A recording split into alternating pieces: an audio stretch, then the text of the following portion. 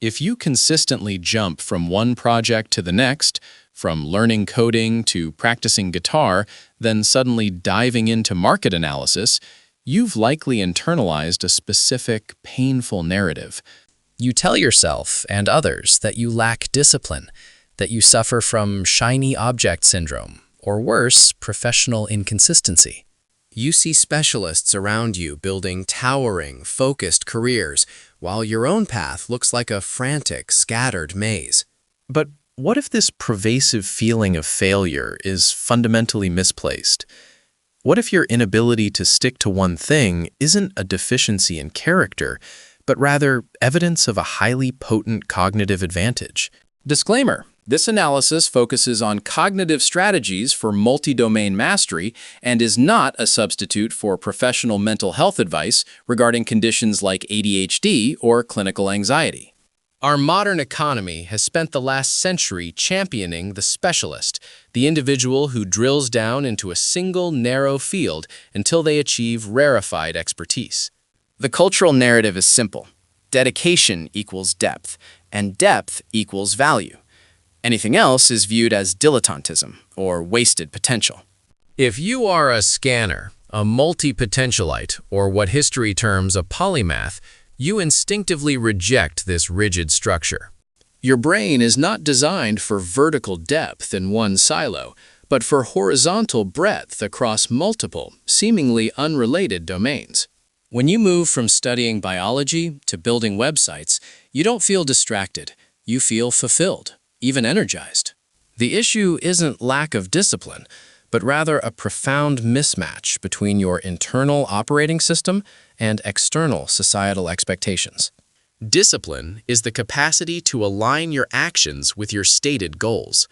For a polymath, the goal itself is multi-layered exploration.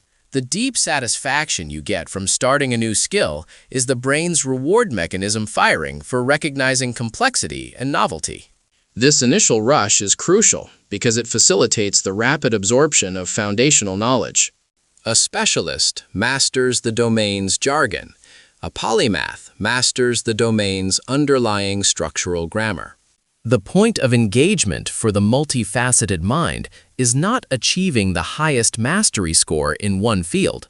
It is extracting the transferable principles that govern that field before moving on to apply them elsewhere. Consider the learning curve.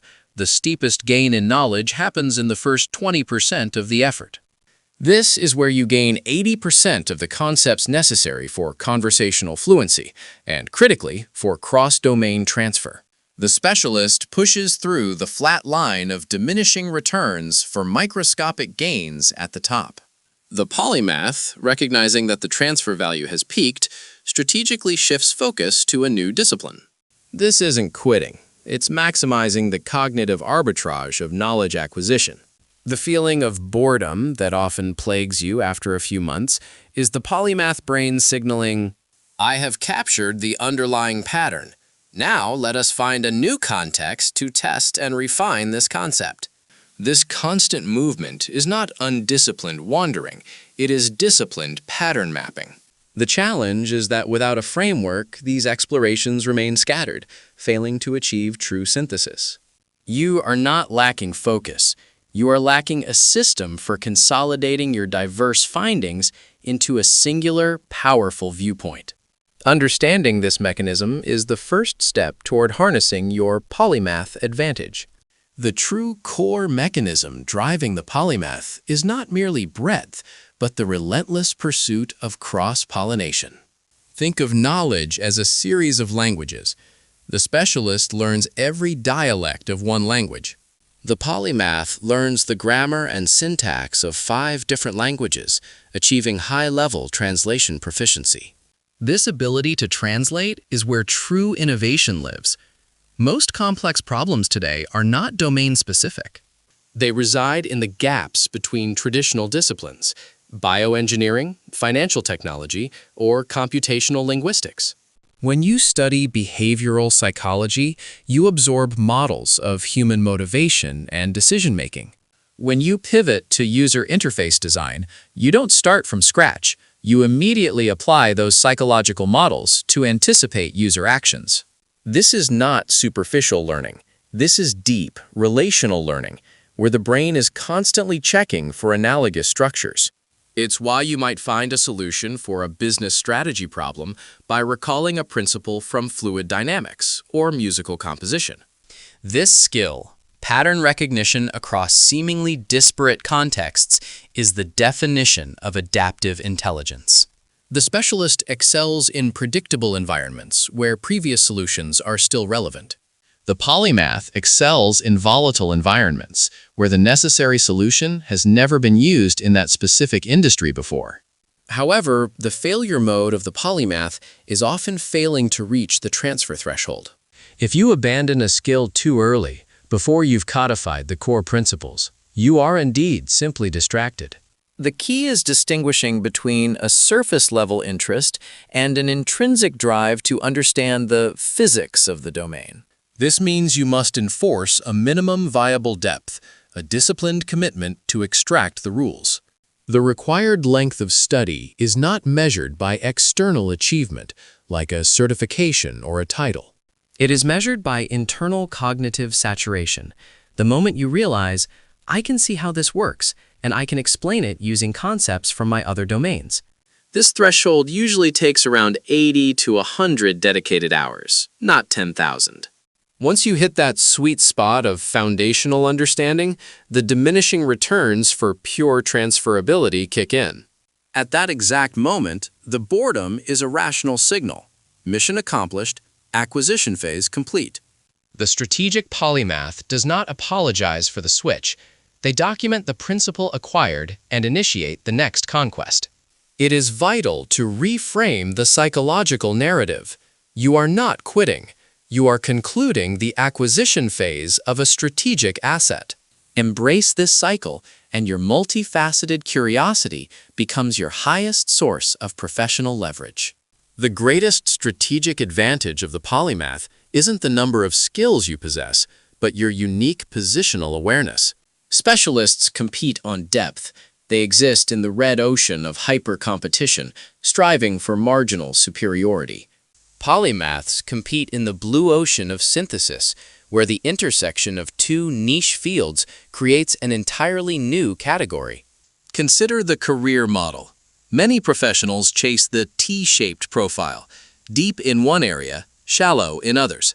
The highly successful polymath aims for the pie-shaped profile, two or more deep anchor skills connected by vast horizontal knowledge. Your value proposition is defined not by what you know, but by how you combine disparate knowledge to solve unprecedented problems. Take the example of successful content creators or influential thought leaders. Their expertise rarely lies in pure economics or pure philosophy, but in the intersection, e.g., behavioral economics applied to digital marketing. They leverage their breadth to find the missing link that specialists trapped in their silos cannot perceive. To activate this advantage, you must shift your focus from collection mode to synthesis mode. Synthesis requires documentation. Every time you complete the MVD in a domain, you must codify the core lesson. What is the universal law of leverage you extracted from coding? How does it apply to negotiating a contract? This disciplined practice of explicit transfer is the structure that turns scattered curiosity into undeniable intellectual capital. Your portfolio becomes less about the volume of skills and more about the quality of the connections you draw between them. This synthesis capability makes you crisis-proof. When one industry collapses, your knowledge transfers immediately to the next. A specialist might find their 10,000 hours suddenly worthless due to technological obsolescence. The polymath's fundamental principles of system design, human nature, or leverage are timeless. The core discipline here is not sticking to a task when it is boring, but rather sticking to the process of transfer when you are done.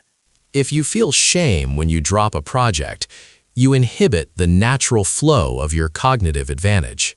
Instead, celebrate the completion of the acquisition phase. You successfully mined the domain for its gold. You are building an intellectual toolkit, where every new skill is a specialized wrench, and your career is the complex machine. The key is always keeping the ultimate meta-goal in mind, to be the one who connects the dots others cannot even see. Your job is not to be the deepest expert, but the indispensable interpreter of expertise. This is how you turn scattered energy into focused, leveraged impact. Operationalizing polymathy requires mastering the abandonment cycle, the crucial encore phase. Most polymaths suffer from premature abandonment, where they leave a project just before the moment of transferability. The encore phase mandates that after the initial dopamine rush fades and boredom sets in, you commit to 10 to 20 more hours. This period of disciplined push-through is where the brain transitions from input to integration. It's the least enjoyable part, but the most profitable, because it forces you to use the new principles practically. During this phase, you must create a tangible bridge. Build a small project that connects the new skill to an old one. If you learned animation, apply it to a presentation about quantum physics. If you learned statistics, use it to analyze a novel structure. This practice hardwires the relational synapse, ensuring the knowledge is filed under transferable principles, not failed hobby. The second key is structured abandonment. The polymath must schedule a clear exit. You decide up front, I will spend 120 hours on this topic, concluding with a comprehensive one-page summary of core ideas. This is the true application of discipline, adhering not to the infinite continuation of a task, but to its predefined strategic termination.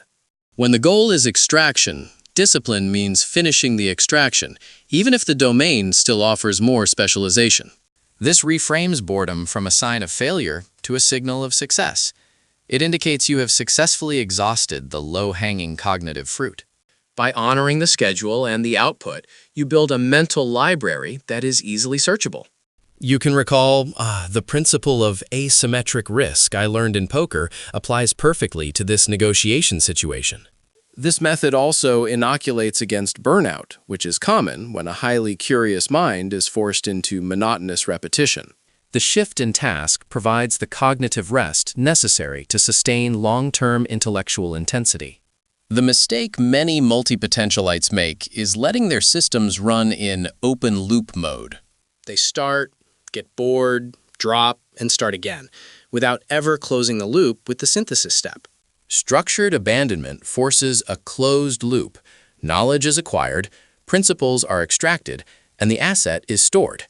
The discipline is in the structure of the exploration, not the forced longevity of the specific task. If you commit to 100 hours and a one-page summary and you execute that plan flawlessly, you are profoundly disciplined. You are simply operating under a different, more powerful mindset than the monotasking mindset. Embrace the switch, but treat the extraction process with the seriousness it deserves. Ultimately, a polymath must unify their diverse explorations under a single, overarching theme or meta-skill. Without this theme, your efforts remain a random assortment of hobbies. With it, they become a cohesive career narrative. Your theme is the unique intellectual space you occupy. It defines the kind of problems you solve. Perhaps your theme is optimizing human performance through technological leverage, or simplifying complex systems for mass communication. Every skill you acquire, whether it's learning Blender 3D or studying Stoicism, must now filter through this theme. If a new project doesn't substantially contribute a transferable principle to your theme, it's truly a distraction and should be abandoned quickly. This provides the necessary boundary that discipline requires, transforming endless curiosity into focused research. A polymath career is often structured as a portfolio career, where income derives from 3 to 5 interconnected skill stacks. This structure is inherently resilient. If one market shifts, you pivot the application of your fundamental principles to another stack. Your discipline is expressed not by the tedious repetition of one task, but by the maintenance of this complex interconnected system. It requires more disciplined metacognition, thinking about how you think, than the specialization model ever demands. Stop using the language of deficit. Stop saying you lack discipline because you get bored. Start using the language of strategy. Acknowledge that you have successfully achieved MVD and extracted the core principles. The polymath's true nemesis is not distraction, but disorganization. Structure is your superpower. Harness this advantage. Stop trying to force yourself into a specialist mold designed for stability, not volatility. If you feel called to explore many domains, that calling is valid. It is necessary for the complex, interdisciplinary world we now inhabit. Your goal now is clear. Define your minimum viable depth, commit to the encore phase of integration, and document your transferable principles. The world doesn't need another average specialist. It needs more individuals capable of lateral thinking and synthesis. You are the indispensable link between silos. That is the definition of true high-leverage intellectual discipline. If this analysis helped reframe your professional identity, like and subscribe for more strategic deep dives into modern productivity and career strategy.